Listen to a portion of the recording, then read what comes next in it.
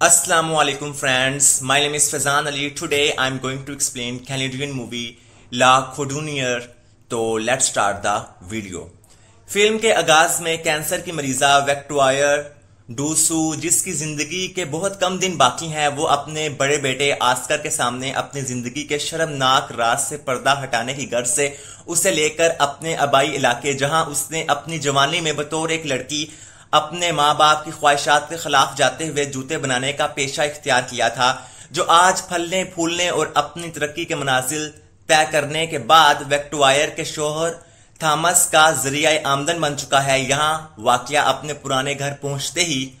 Victoria DUSU की आंखों के सामने माजी की झलकियां चलना शुरू हो जाती हैं और इन्हीं के साथ विक्टोरिया अपने बेटे ऑस्कर को वक्फावार अपनी जवानी की कहानी सुनाते हुए पुरानी यादों में खो जाती है। जहां बोर्डिंग स्कूल से निकाले जाने के बाद जूतों की डिजाइनिंग में अपना वक्त सर्फ करने वाली विक्टोरिया, जिसे अपने अनोखे शौक के कारण अपने वालिदैन की नाराजगी के साथ साथ मुआशरे की जानिब से भी तंजो मज़ाह का सामना करना पड़ रहा होता है। इन नासाजगार हालात में ऑस्कर का दादा और विक्टोरिया का ससुर जॉर्ज नोवल डोफिन विक्टोरिया के बनाए गए जूतों को बिकवाने की सूरत में उसकी मदद करता है। इस दौरान एक मौके पर जब ऑस्कर की दादी यानी जॉर्ज की फनकाराना सलाहियतों की हामिल बीवी, जो किसी जानलेवा बीमारी से जूझ रही होती है, वो विक्टोरिया और जॉर्ज को एक मखसूस अंदाज में घुड़सवारी करते हुए देखते ही इस शुबे में मुब्तला होकर के उसके शोहर के दिल में विक्टोरिया के लिए किसी किस्म के जज्बात पनपना शुरू हो चुके हैं। वो अपने इन तमाम ख्यालात को अपनी डायरी में कलम बंद करने और अपनी इन्हीं तहरीरों में जॉर्ज को अपनी मौत की सूरत में विक्टोरिया की तरफ कदम बढ़ाने की इजाजत देकर अपनी तिबी मौत मर जाती है।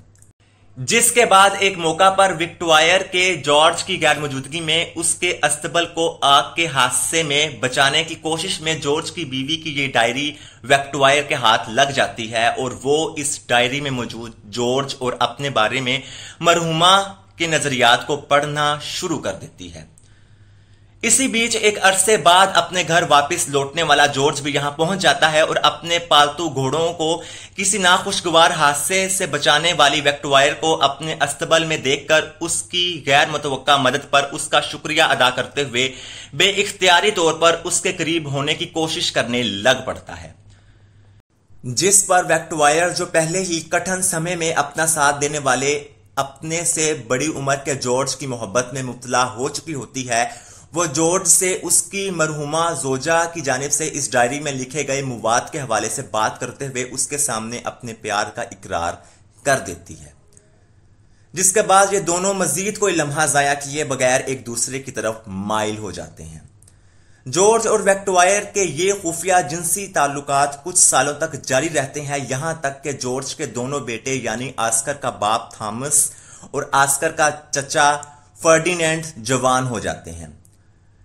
कहानी में ट्विस्ट तब आता है जब अपने बच्चों के बड़े होने पर उन्हें अपने और विक्टोरिया के रिलेशनशिप के सिलसिले में मुतला करने की उम्मीद पर विक्टोरिया से कुर्बतें जारी रखने वाला जॉर्ज किसी गैर वाजिया बीमारी के सबब शदीद तकलीफ में मुबतला होने वाले अपने छोटे बेटे फर्डिनेंड, जो जॉर्ज और विक्टोरिया के खुफिया ताल्लुकात से वाकिफ होता है, उसे जिंदगी की तरफ वापस लाने की उम्मीद पर उससे विक्टोरिया के साथ अपना ताल्लुक वास्ता खत्म करने का वादा करने के बाद विक्टोरिया से हकीकतन दूरियां बनाना शुरू कर देता है और हाई स्कूल की तालीम हासिल करके बोर्डिंग स्कूल से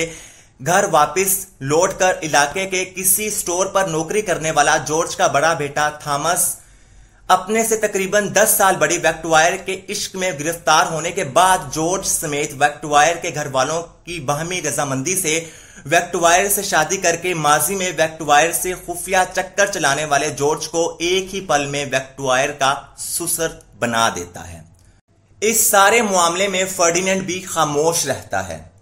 थॉमस और विक्टोरिया की शादी के इब्तदाई साल खुशखुरम गुजरते हैं, यहां तक कि विक्टोरिया ऑस्कर समेत थॉमस के 2 बच्चों की मां बन जाती है। इसके बाद थॉमस को किसी मजबूरी के कारण अपनी स्टोर की जॉब छोड़नी पड़ती है और ट्रैवलिंग सेलमैन की नौकरी कबूल करते हुए मुख्तलिफ इलाकों में आटे का स्टॉक पहुंचाने की गर्ज से महीनों महीनों घर से दूर रहना पड़ता है।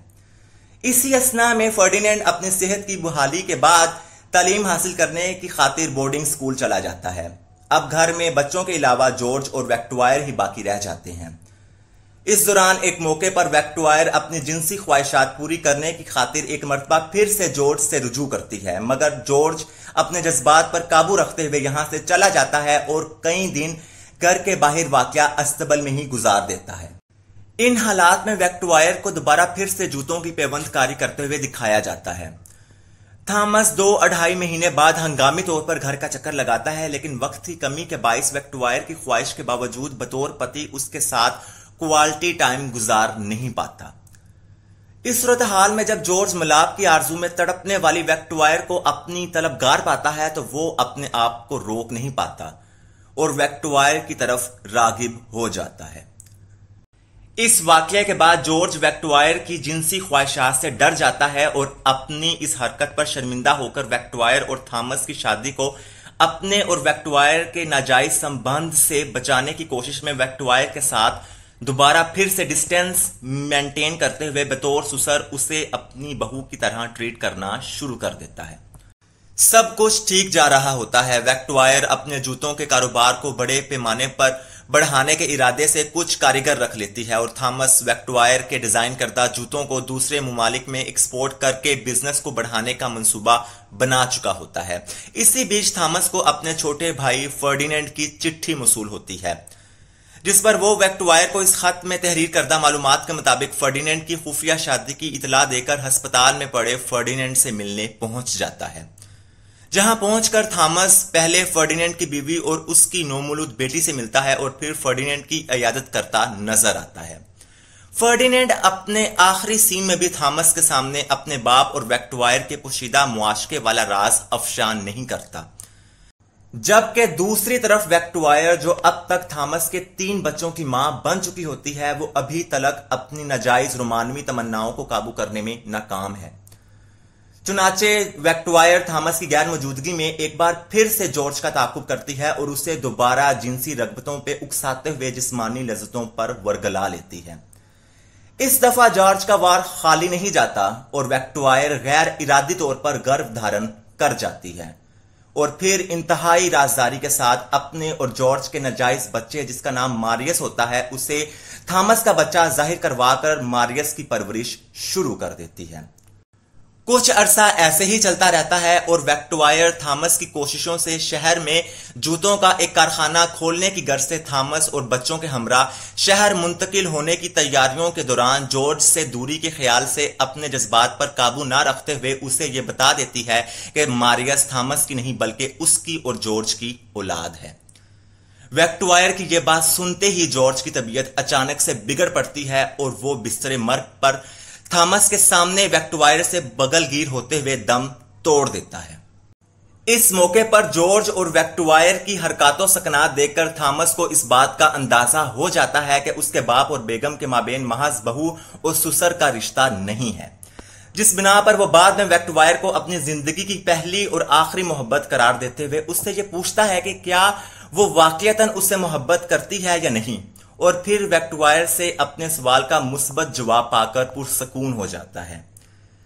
इसी के साथ वैक्टवायर हालिया दौर में वापस आती है और आस्कर को अपने और अपने ससुर जॉर्ज के मुआशके के नतीजे में पैदा होने वाले मारियस, जिसे अभी तक सब थॉमस का बेटा ही समझ रहे होते हैं, उसे उसके बाप के मुतालिक बताने की दरख्वास्त करके अपनी आंखें हमेशा के लिए बंद कर जाती है। मगर आस्कर अभी वक्ती तौर पर मारियस को उसकी पैदाइश के पीछे छुपे अपने दादा और अपनी मां के चक्कर के शर्मनाक राज के बारे में कुछ भी नहीं बताता और फिल्म के इख्तिताम तक मारियस के साथ अपने सगे भाइयों की तरह बर्ताव करना जारी रखता है। तो फ्रेंड्स, ये थी मेरी आज की वीडियो अच्छी लगे तो लाइक, कमेंट और चैनल को सब्सक्राइब करना ना भूलिएगा। अगली बार किसी नई वीडियो के साथ हाजिर होऊंगा, तब तक के लिए अल्लाह हाफिज।